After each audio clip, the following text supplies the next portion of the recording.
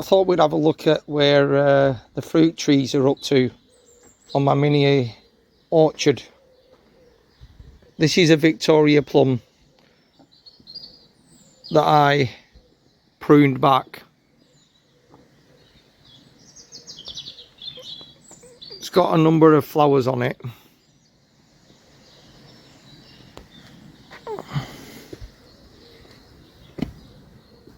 But this Doyon de Comis, I hope I've pronounced that correctly.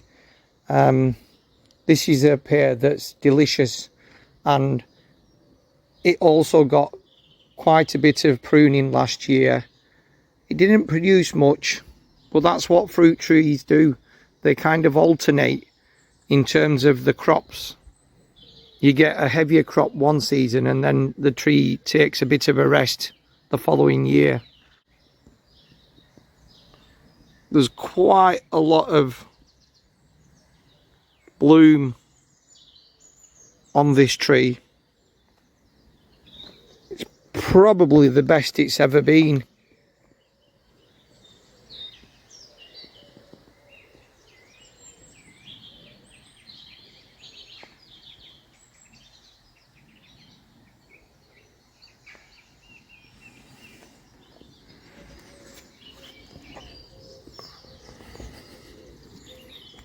This Bramley's going to need a little bit of work.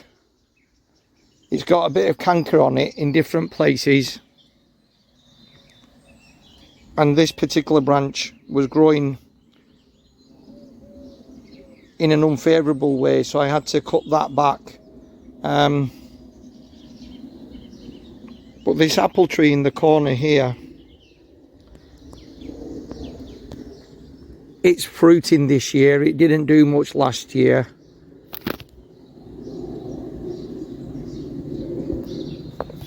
So there's hope that we might get some good crops from this as well.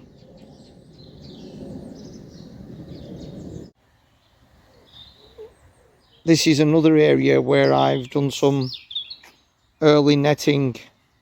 It's a red currant growing area. I've got a couple of red currant bushes. The fencing just behind it is large enough for bees to get through anyway, so I'm not concerned about pollination. We did something similar to another red currant in another area of the plot, and we got a really good crop, but I didn't do anything with this last year, and the pigeons often sat on the branches and brought them, and the berries were gone anyway.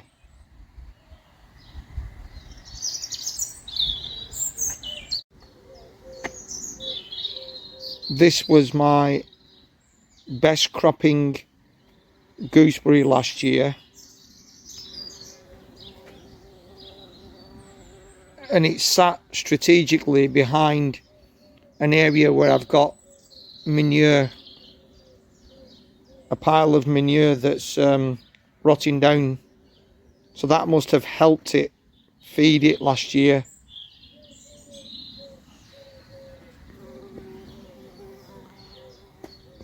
The wild garlic that I featured recently is still growing really well. We've been harvesting the leaves, and the scapes and the flower heads are coming through as well. Got some mint that's in a container, and then the chives are starting to develop these flower heads.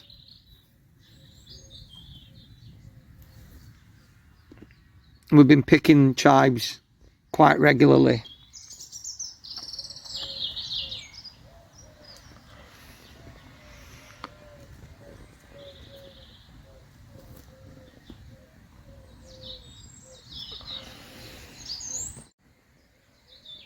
Quite surprised. It's not been very mild recently, but the asparagus has started to push through.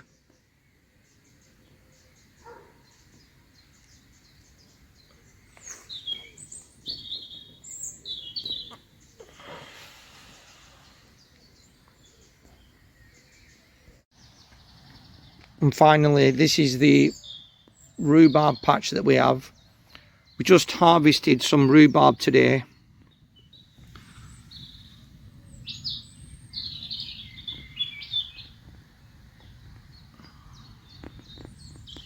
It's our first rhubarb harvest of the year.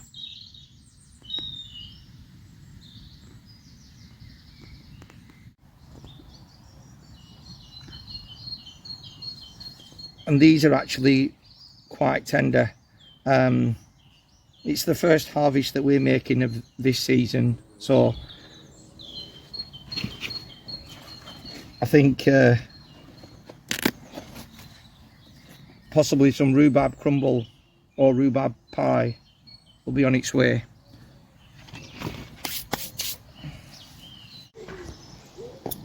An important point to mention is when you are harvesting rhubarb stems, you've got to get rid of this leaf. It's poisonous, so I'm using a pair of scissors. Normally use a knife, but it's worked quite well. I'll show you again.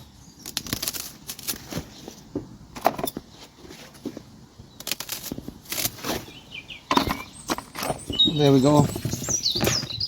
Nice little harvest there of our first rhubarb of the year.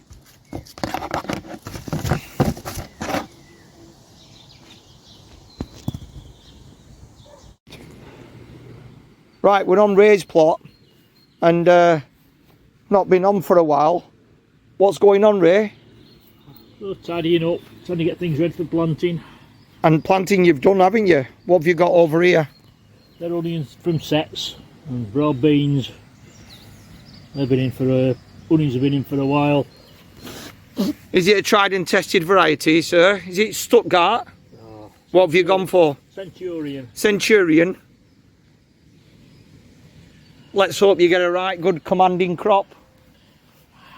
Could be alright. Yeah.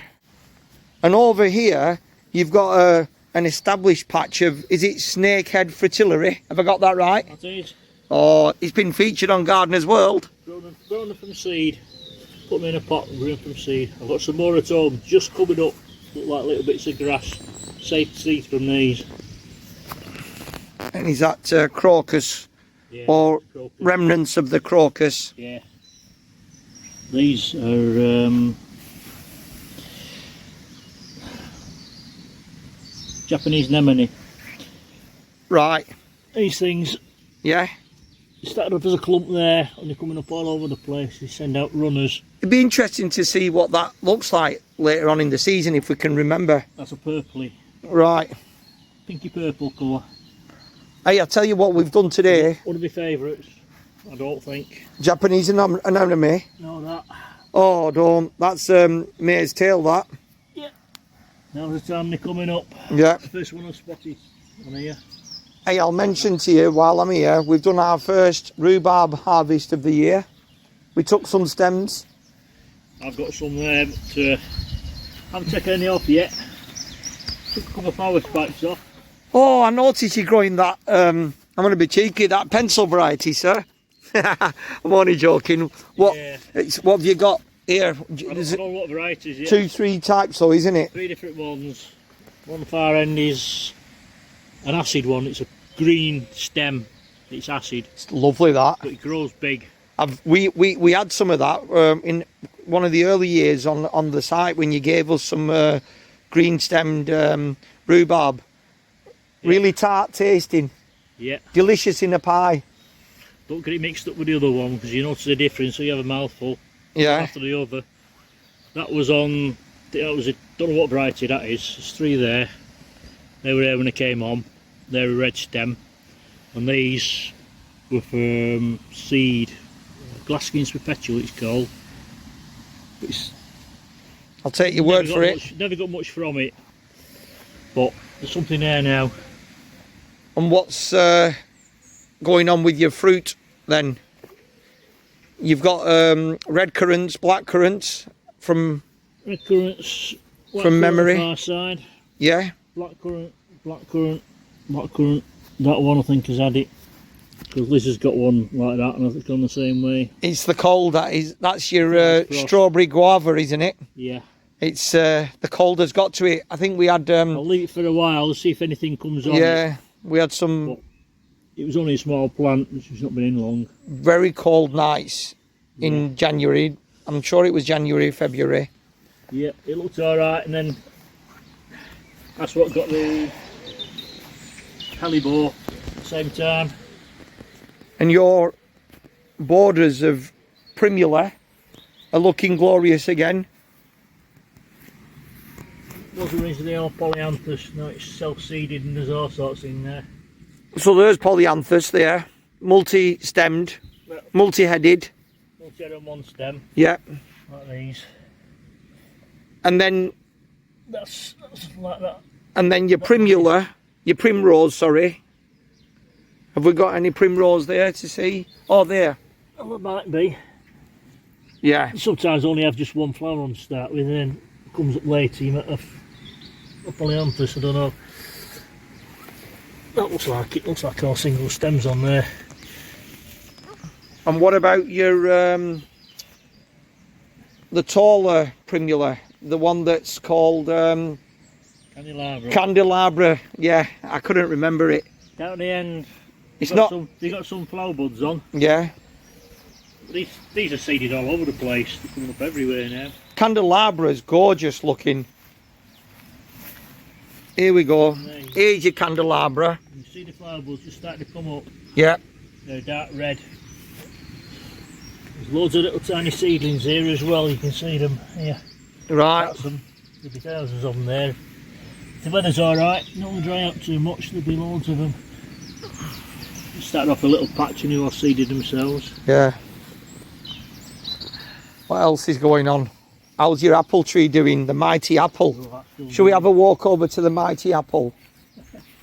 It's a really impressive specimen, is this apple tree. What I don't want now is a frost because all the flower buds are starting to come out. There's the flower buds in it. Yeah. It was the best crop for years last year. Yeah.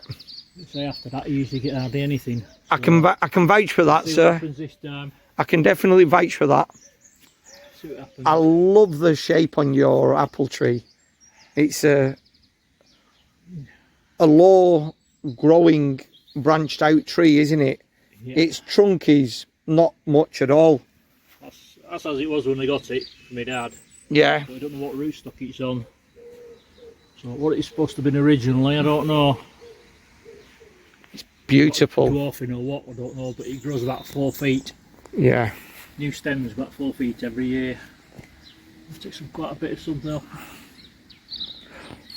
Should we have a look at your tulip patch? So, a few years ago, it's still there. Here we go. So talk us through. Hey, hang on, I know this. You told me in the past this is Marilyn. That's it. And it's got a pointy form. And we've got one there that's just opening up. It's gorgeous. It's got some variegation, hasn't it? Yeah. It's dark reddish, purple coloured blotches in the middle. It's beautiful. It opens up. It's like pointy petals. And it opens up to a point rather than rounded like these red and yellow ones. Am I right in believing, from memory, I think you said you intercrop and grow vegetables between these? Yeah, when these die down, yeah. Right, so you still, yeah, okay. Hopefully this year I'll get some up. Right. Because they've been there for a few years now.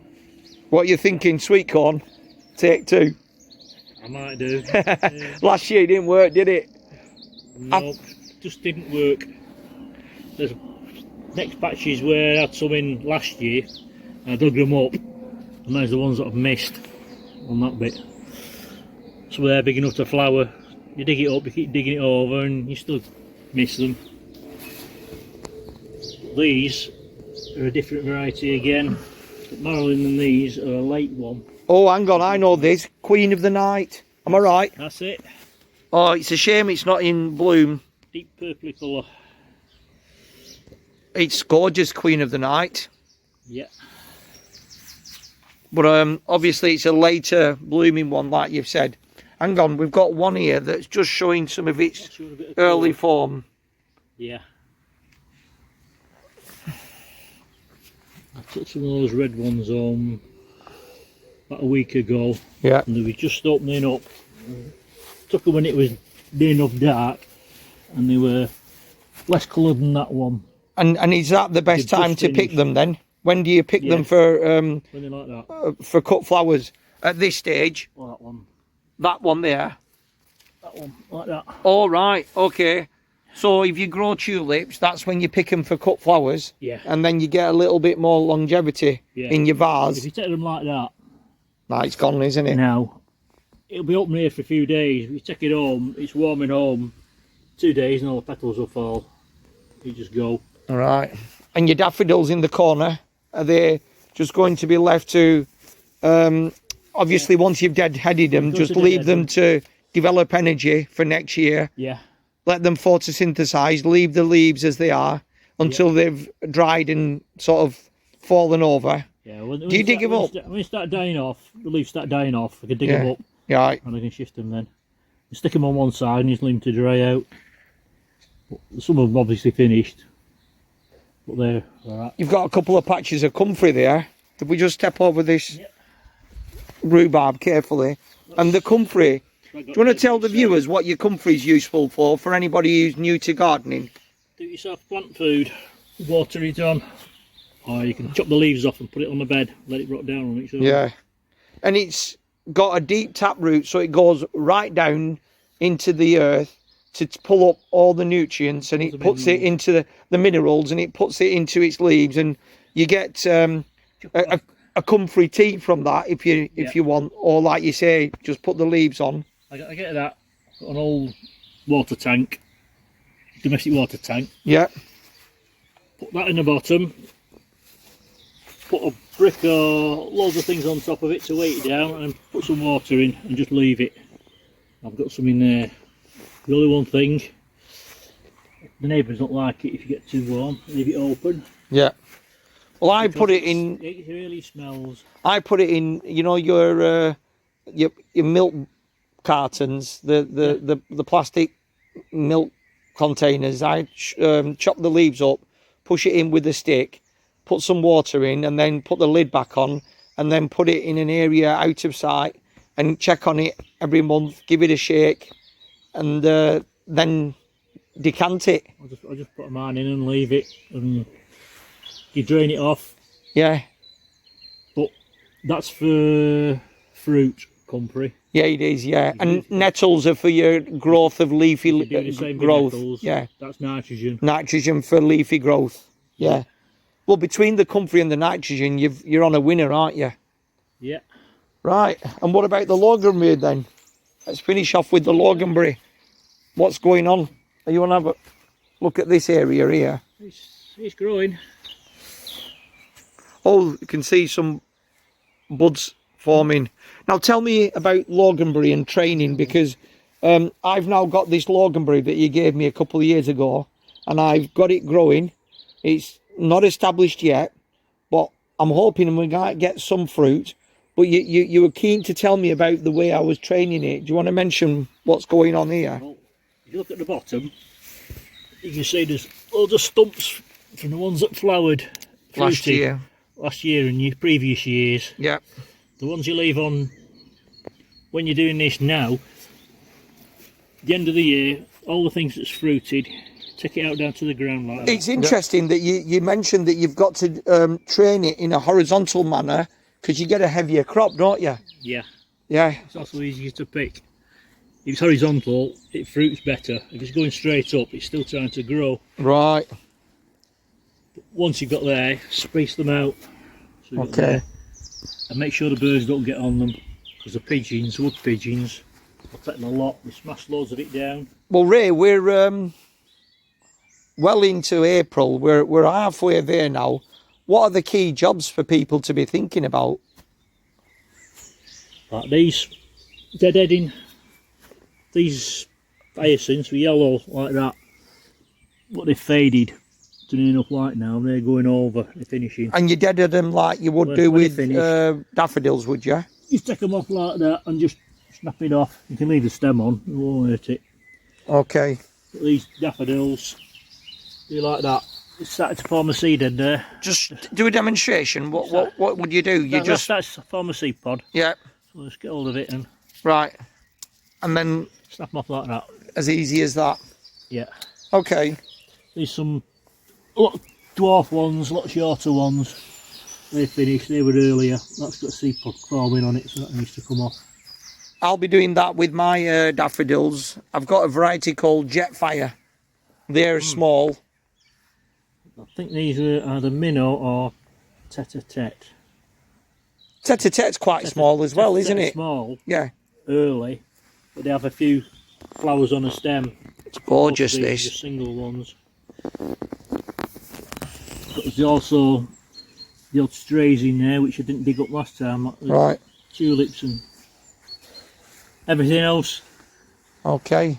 Well, thank you for giving us a tour of your allotment. And as always, thanks for the advice. See you again, folks.